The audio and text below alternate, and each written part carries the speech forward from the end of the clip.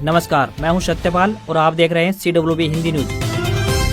शक संवत 1948 विक्रम संवत 2083 आज आषाढ़ मास के कृष्ण पक्ष की अमावस्या तिथि और दिन मंगलवार है।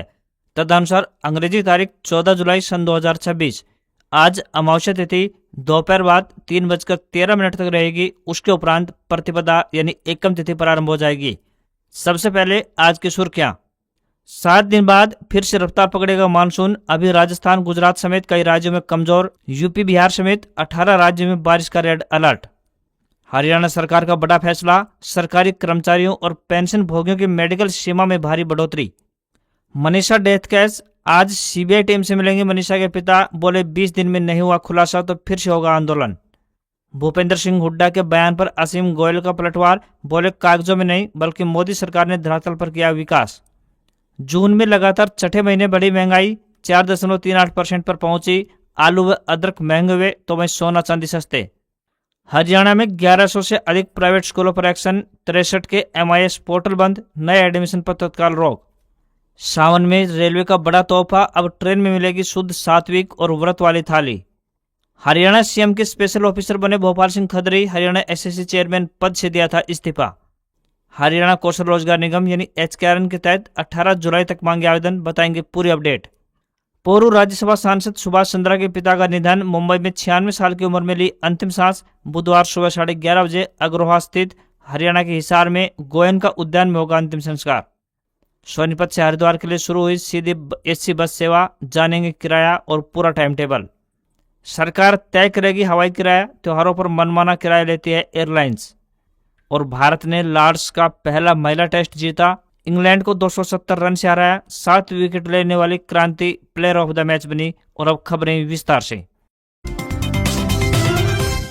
हरियाणा के हिसार, सोनीपत, सिरसा और फतेहाबाद में सोमवार शाम अचानक से मौसम बदल गया। हिसार में आंधी के बाद बारिश हुई। उधर सिरसा के जोड़किया गांव में बारिश के कारण घरों में पानी घुस गया। लोगों ने बाल्टियों से पानी बाहर निकाला। सोनीपत में भी हवाओं के साथ तेज बारिश हुई। फतेहाबाद में तेज हवा के साथ जबरदस्त बारिश दर्ज की गई है। उधर IMD के अनुसार 18 जुलाई तक प्रदेश में मौसम शुष्क रहने की संभावना है। हालांकि आंशिक रूप से बादल छाए रह सकते हैं, जिससे उमस बढ़ने की संभावना भी मौसम विभाग ने व्यक्त की है।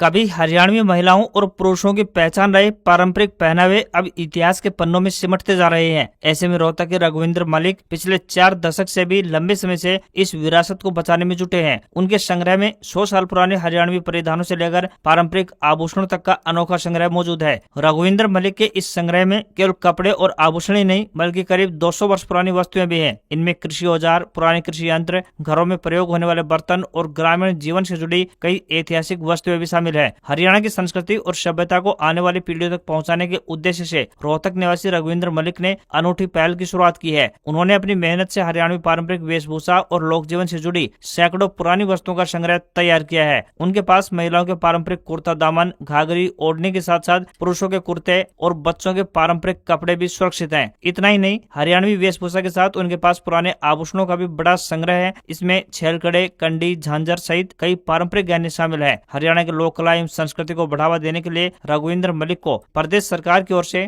2 बार सम्मानित किया जा चुका है। उनके कार्यों की पूर्व राष्ट्रपति डॉक्टर APJ अब्दुल कलाम और रक्षा मंत्री राजनाथ सिंह भी सराहना कर चुके हैं। प्रधानमंत्री नरेंद्र मोदी द्वारा 17 जुलाई को जींद में हाइड्रोजन ट्रेन के उद्घाटन के कार्यक्रम के मद्देनजर पूर्व मुख्यमंत्री भूपेंद्र सिंह हुड्डा के बयानों पर पूर्व मंत्री असीम गोयल ने पलटवार किया, जिसमें हुड्डा ने कहा था कि यह भी लोगों को बताएं कि जमीन किसने एक्वायर की थी और रेल लाइन किसने बिछाई थी। इस पर बोलते हुए पूर्व मंत्री असीम गोयल ने कहा कि हुड्डा साहब ने कागजों में हरियाणा को नंबर 1 बनाने की योजनाएं तो जरूर चलाई, लेकिन धरातल पर काम करने का श्रेय उन्हें नहीं दिया जा सकता। उन्होंने कहा कि कागजों में योजनाएं सोचना और उन्हें धरातल पर उतारना 2 अलग अलग चीजें हैं और इन दोनों में जमीन आसमान का अंतर है। असीम गोयल ने स्पष्ट किया कि मोदी सरकार ने जो कहा उसे अपने कार्यकाल में पूरा करके भी दिखाया है। उन्होंने ये भी कहा कि विपक्ष में होने के नाते हुड्डा साहब भले ही अपनी राजनीतिक मजबूरी के चलते बयान दे रहे हों, लेकिन वे अपने अंतर्मन से यह अच्छी तरह जानते हैं कि यह विकास कार्य किसने करवाया है।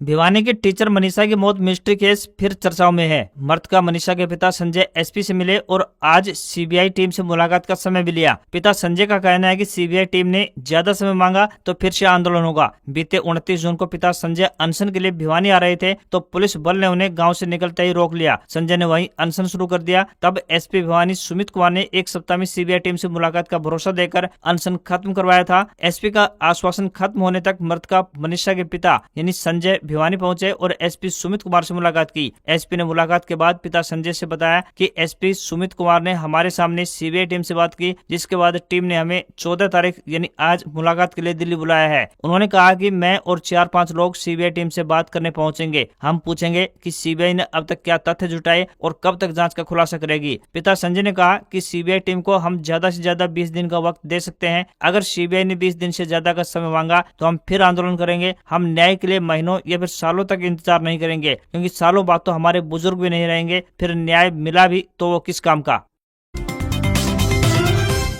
नायब सरकार ने राज्य के सरकारी कर्मचारियों और पेंशनरों को बड़ी राहत देते हुए मेडिकल प्रतिपूर्ति के लिए आश्रितों की आय सीमा में 2.5 गुना से अधिक बढ़ोतरी की है। अब कर्मचारियों और पेंशनरों के ऐसे आश्रित जिनकी मासिक आय 9,000 रूपए तक है, उन्हें मेडिकल प्रतिपूर्ति योजना का लाभ मिल सकेगा। पहले यह सीमा 3500 रूपए प्रति माह निर्धारित की गई थी। जारी आदेशों के मुताबिक वर्ष 2007 में तय की गई आय सीमा को मौजूदा आर्थिक परिस्थितियों और बढ़ती महंगाई को देखते हुए संशोधित किया गया है। बीते करीब 2 दशकों में जीवन यापन की लागत में उल्लेखनीय वृद्धि हुई है, इसलिए पुराने प्रावधानों में बदलाव आवश्यक हो गया था। सरकार के इस निर्णय से बड़ी संख्या में ऐसे कर्मचारियों और पेंशनर लाभान्वित होंगे जिनके आश्रित केवल आय सीमा अधिक होने के कारण मेडिकल प्रतिपूर्ति के दायरे से बाहर रह जाते थे। नई व्यवस्था लागू होने के बाद अधिक पात्र परिवार सरकारी चिकित्सा प्रतिपूर्ति सुविधा का लाभ उठा सकेंगे।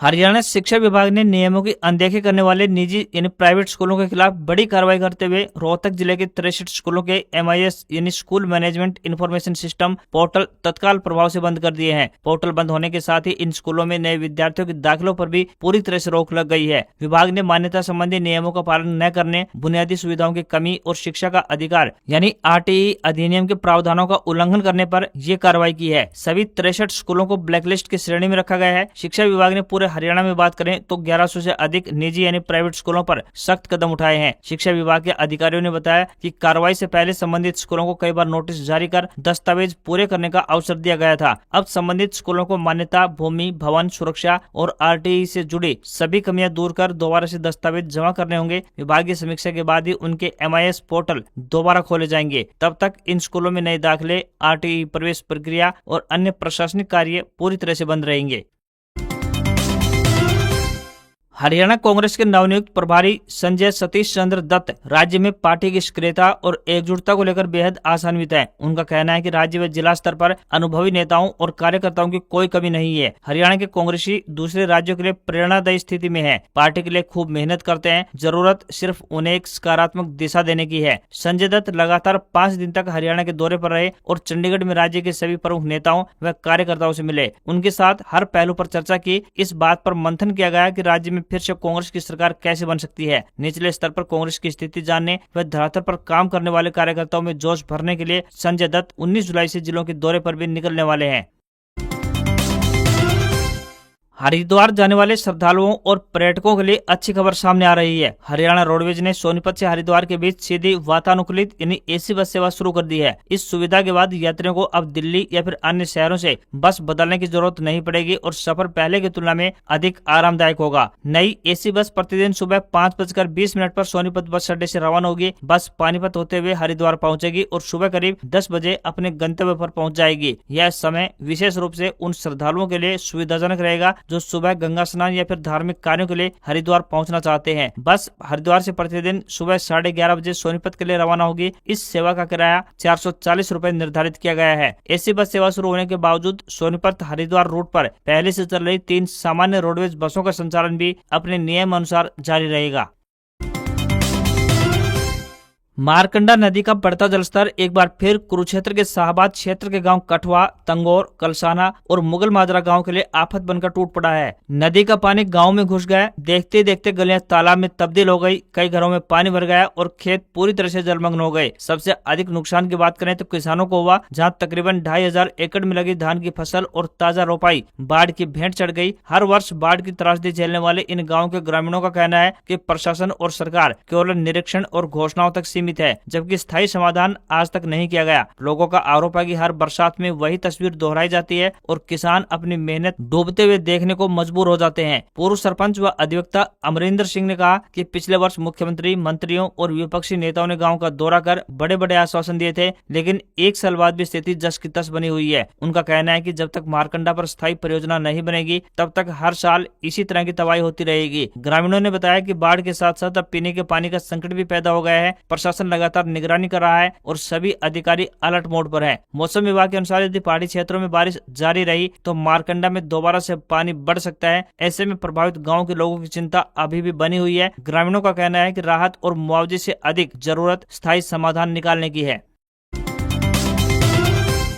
राजस्थान, गुजरात और उत्तर पश्चिमी भारत के कई हिस्सों में बीते 3 से 4 दिनों में कमजोर पड़ा मानसून 20 जुलाई से फिर से रफ्तार पकड़ेगा। सैटेलाइट इमेज में पूर्वी, मध्य और पूर्वोत्तर भारत के ऊपर घने बादल दिखाई दे रहे हैं। मौसम विभाग ने उत्तर प्रदेश, बिहार समेत 18 राज्यों में बारिश का रेड अलर्ट जारी किया है। वहीं उत्तराखंड, हिमाचल प्रदेश, पश्चिमी बंगाल और पूर्वी उत्तर प्रदेश में अगले 6 से 7 दिनों तक कई जगह अच्छी से भारी बारिश होने का अनुमान लगाया है। उत्तराखंड में लगातार बारिश के कारण कई जगह लैंडस्लाइड हुई है। 2 नेशनल हाईवे समेत 126 सड़कें बंद हैं। हरियाणा में हिमाचल से आ रहे पानी के कारण यमुना और मारकंडा नदी में पानी बढ़ गए हैं। इससे कई गांवों में बाढ़ जैसे हालात बन गए हैं। वहीं दिल्ली में बारिश से यमुना का जलस्तर बढ़ गया है, तो उत्तराखंड में रुद्रप्रयाग में लगातार बारिश से मंदाकिनी नदी का जलस्तर भी बढ़ गया है। नदी किनारे बसे घाट पानी में डूब गए। तो वहीं जम्मू कश्मीर के रियासी में सलाल बांध के कई गेट खोल दिए गए। इसके बाद चिनाब नदी का जलस्तर बढ़ गया। इसके अलावा राजस्थान में मानसून का पहला दौर थमने के बाद अब बारिश की रफ्तार धीमी पड़ गई है। मौसम विभाग के मुताबिक अगले करीब एक हफ्ते तक राज्य के ज्यादातर हिस्सों में बारिश की संभावना कम है। जोधपुर और बीकानेर संभाग के अधिकांश इलाकों में मौसम ड्राई रहेगा। हालांकि 14 और 15 जुलाई को बीकानेर, श्रीगंगानगर, हनुमानगढ़, चूरू और आसपास के कुछ इलाकों में हल्की बारिश हो सकती है।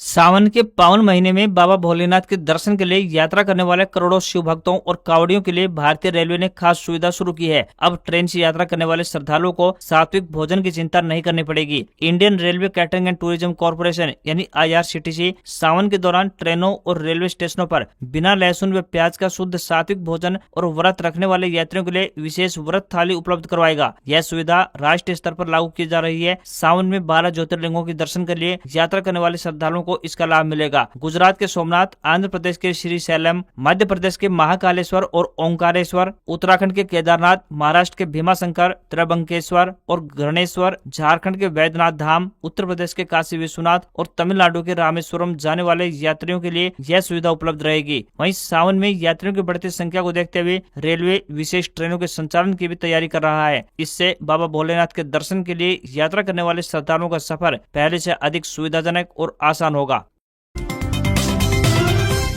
हरियाणा कौशल रोजगार निगम यानी HKRN के तहत 18 जुलाई तक आवेदन मांगे गए हैं। फील्ड एग्जीक्यूटिव और टेलीकॉलर के पद भरे जाएंगे। फील्ड एग्जीक्यूटिव के पदों पर कुरुक्षेत्र, कैथल, करनाल, पानीपत, सोनीपत व अंबाला शहरों में नौकरी का मौका मिलेगा। निजी कंपनी में नौकरी मिलने पर फील्ड एग्जीक्यूटिव को बकाया ऋण वसूली के लिए ग्राहकों से बातचीत, ऋण के लिए आवेदन करने वालों के पते पर पहुंचकर सत्यापन की जिम्मेदारी मिलेगी। ऋण न चुकाने वाले लापता ग्राहकों को चिन्हित करने की भी जिम्मेदारी सौंपी जाएगी। इसके अलावा संबंधित पदों पर आवेदन के लिए 12वीं या स्नातक पास होना अनिवार्य है। ड्राइविंग लाइसेंस व 2 पहिया वाहन होना भी आवश्यक है। नौकरी मिलने पर प्रति माह 15,000 रुपए सैलरी के तौर पर दिए जाएंगे। इसके अलावा टेलीकॉलर के पदों पर आवेदन के लिए 12वीं या स्नातक होना आवश्यक है। नौकरी का कार्य क्षेत्र चंडीगढ़ रहेगा। नौकरी पाने वालों का कार्य फोन कॉल के माध्यम से ऋण वसूली के लिए बकायेदार खाता धारकों से संपर्क करना होगा।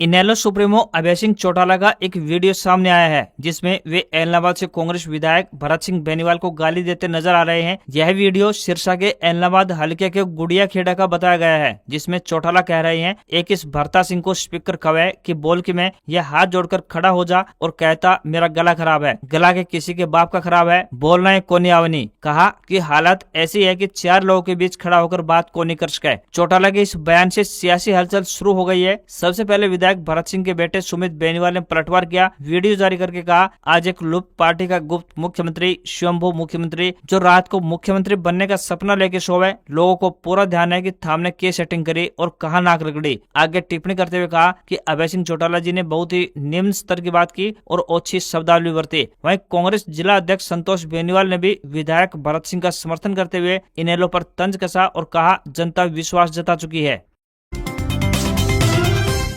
सुप्रीम कोर्ट ने केंद्र सरकार को 2 हफ्तों में हवाई किराया तय करने के नियम सौंपने को कहा है। त्योहारों के समय एयरलाइंस कंपनियों की ओर से मनमानी तरीके से किराया बढ़ाने को लेकर सोमवार को कोर्ट में सुनवाई हुई। जस्टिस विक्रमनाथ और जस्टिस संदीप मेहता की बेंच इस मामले से जुड़ी एक जनहित याचिका पर सुनवाई कर रही थी। इस दौरान जब केंद्र ने बताया कि हवाई किराया कंट्रोल करने के नियम तैयार हैं और इन्हें 30 दिन में संसद में पेश किया जाएगा, इस पर सुप्रीम कोर्ट ने कहा कि नियम संसद में पेश हो या न हो, लेकिन सरकार को अगले 2 हफ्तों के भीतर इसकी एक कॉपी सीलबंद लिफाफे में कोर्ट में जमा करनी होगी। मामले की अगली सुनवाई अब 3 अगस्त को होगी। सुनवाई के दौरान याचिकाकर्ता ने बेंच से कहा कि हवाई किराया 300% तक बढ़ जाता है। नागरिक उड्डयन महानिदेशालय ने हवाई यात्रा के टिकट रिफंड और कैंसिल करने से जुड़े नियमों में भी बदलाव किया है। नए नियमों के मुताबिक अब टिकट बुक करने के 48 घंटों के भीतर कैंसिल या बदलाव करने पर एक्स्ट्रा चार्ज नहीं लगेगा, यानी टिकट का पूरा अमाउंट रिफंड किया जाएगा। यह फैसला यात्रियों की बढ़ती शिकायतों और हाल ही में इंडिगो की उड़ानों में हुई दिक्कतों के बाद लिया गया है।